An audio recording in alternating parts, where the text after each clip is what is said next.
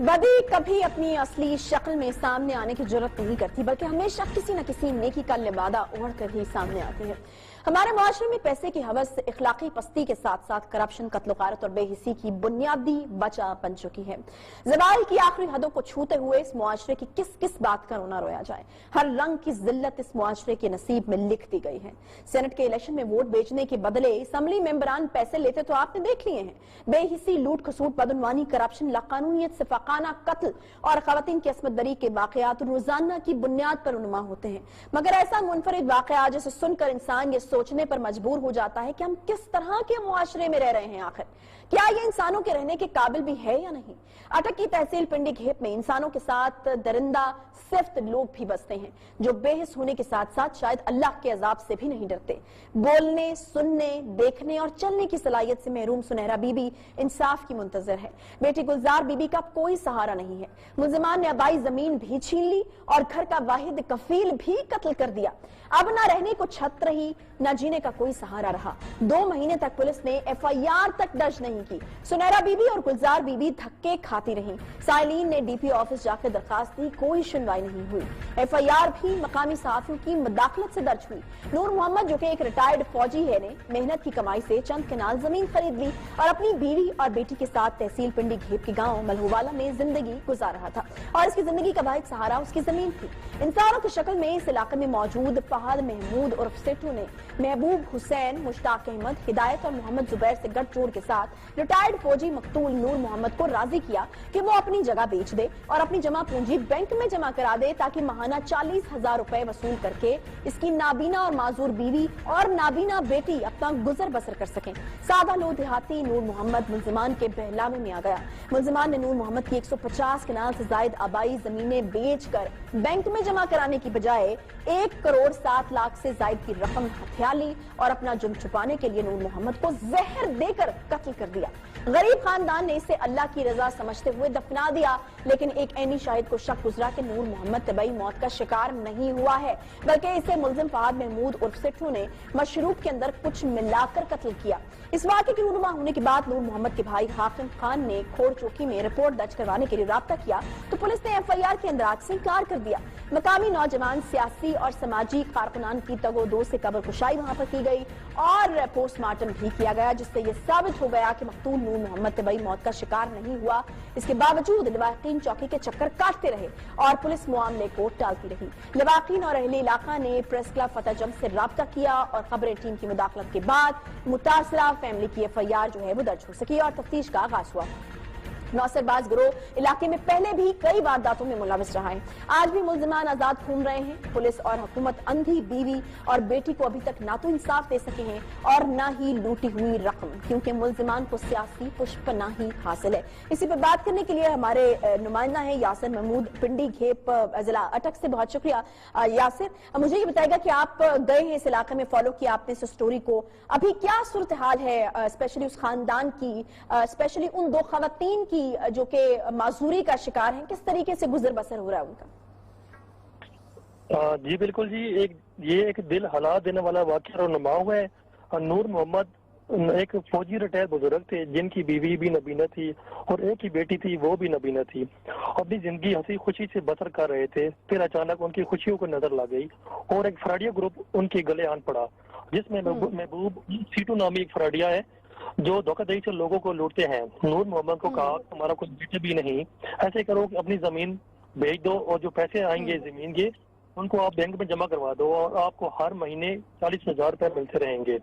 बुजुर्ग भी उनके फ्राडियों के झांसे में आ गए और अपनी जमीन 1 करोड़ 3 लाख रुपए में सेल कर दी।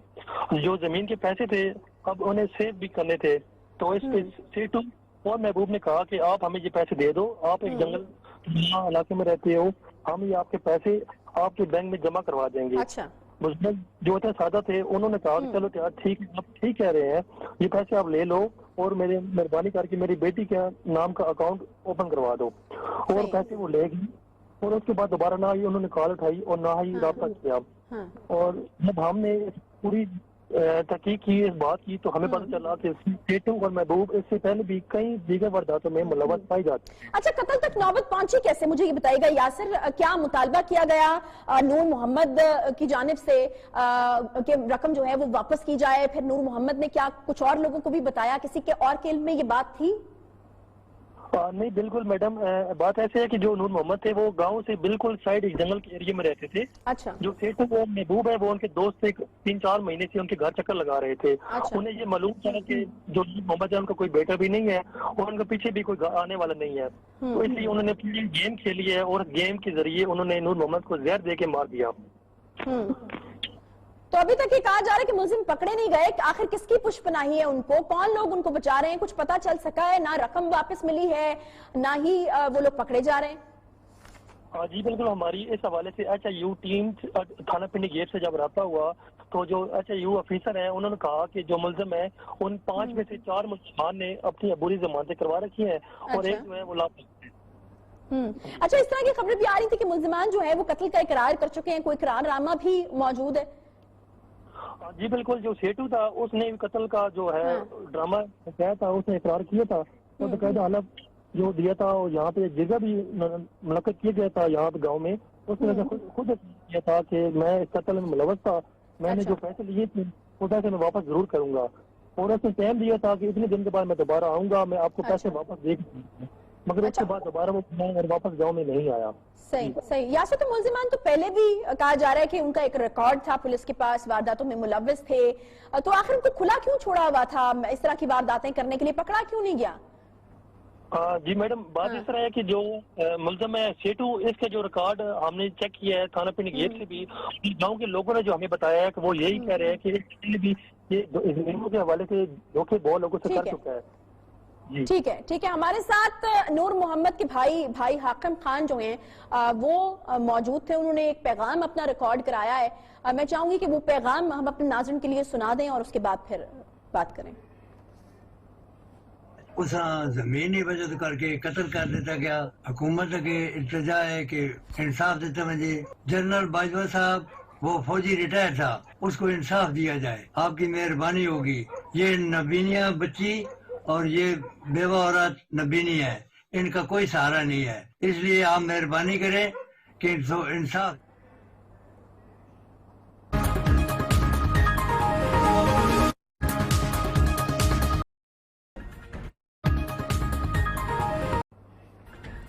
بدی کبھی اپنی اصلی شکل میں سامنے آنے کی جرات نہیں کرتی، بلکہ ہمیشہ کسی نہ کسی نیکی کا لبادہ اوڑھ کر ہی سامنے آتی ہے۔ ہمارے معاشرے میں پیسے کی حوث اخلاقی پستی کے ساتھ ساتھ کرپشن، قتل و غارت اور بے حسی کی بنیادی وجہ بن چکی ہے۔ زوال کی آخری حدوں کو چھوتے ہوئے اس معاشرے کی کس بات کا رونا رویا جائے، ہر رنگ کی ذلت اس معاشرے کے نصیب میں لکھ دی گئی ہے۔ سینٹ کے الیکشن میں ووٹ بیچنے کے بدلے اسمبلی ممبران پیسے لیتے تو آپ نے دیکھ لیے ہیں۔ بے حسی، لوٹ کھسوٹ، بدعنوانی، کرپشن، لاقانونیت، صفاقانہ قتل اور خواتین کی عصمت دری کے واقعات روزانہ کی بنیاد پر رونما ہوتے ہیں، مگر ایسا منفرد واقعہ جسے سن کر انسان یہ سوچنے پر مجبور ہو جاتا ہے کہ ہم کس طرح کے معاشرے میں رہ رہے ہیں، آخر کیا یہ انسانوں کے رہنے کے قابل بھی ہے یا نہیں۔ اٹک کی تحصیل پنڈی گھیپ میں انسانوں کے ساتھ درندہ صفت لوگ بھی بستے ہیں جو بے حس ہونے کے ساتھ ساتھ شاید اللہ کے عذاب سے بھی نہیں ڈرتے۔ بولنے، سننے، دیکھنے اور چلنے کی صلاحیت سے محروم سنہرا بی بی انصاف کی منتظر ہے۔ بیٹی گلزار بی بی کا کوئی سہارا نہیں ہے۔ ملزمان نے آبائی زمین بھی چھین لی اور گھر کا واحد کفیل بھی قتل کر دیا۔ اب نہ رہنے کو چھت رہی، نہ جینے کا کوئی سہارا رہا۔